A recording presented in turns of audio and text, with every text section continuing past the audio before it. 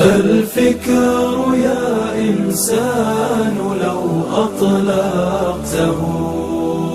متأملا في قدرة الرحمن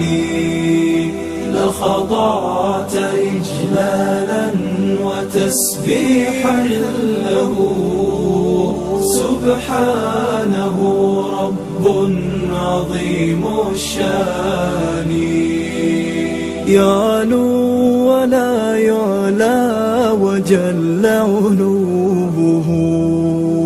وصفاته كملت بلا نقصان سلطانه باق ويبقى ملكه هذا ويفنى كل ذي سلطان في كل شيء قد تكامل صنعه ذا محكم التنزيل خير بيان قد عم أرجاء الفضاء بآيه انظر ترى ما لا يصفه لساني هذه السماء تزينت بكواكب لجمالها رفعت بلا أركان والريح تجري والسحاب بأمره يحيي بها ما مات من بلدان هذا ومن آياته تلك التي حملت بلا رجل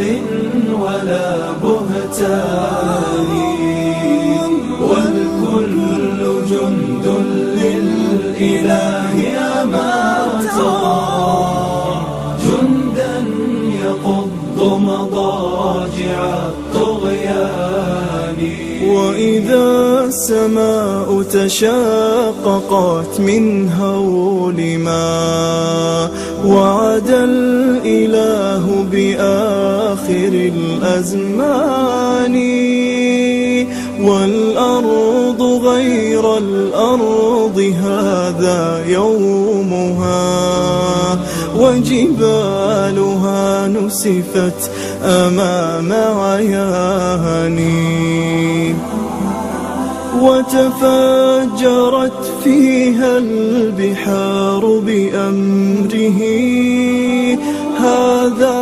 ووصف الوعد بالقرآن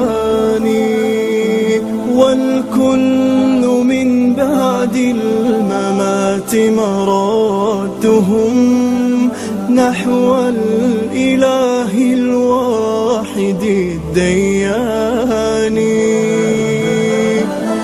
في ذلك اليوم العظيم نفوسنا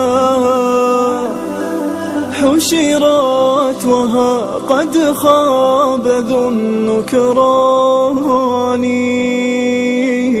من بعد مبعثهم حساب عادل يا سعد من ثقلوا على الميزان يا سعدهم وجنان ربي فتحت يتقلبون بأنعم الرحمن قد أفلح الماضون في ركب الهدى وتحرروا من قبضة الشيطان يتفكرون بآي خالقنا التي نطقت وتدعونا إلى الإيمان يتفكرون بآي خالقنا التي نطقت وتدعو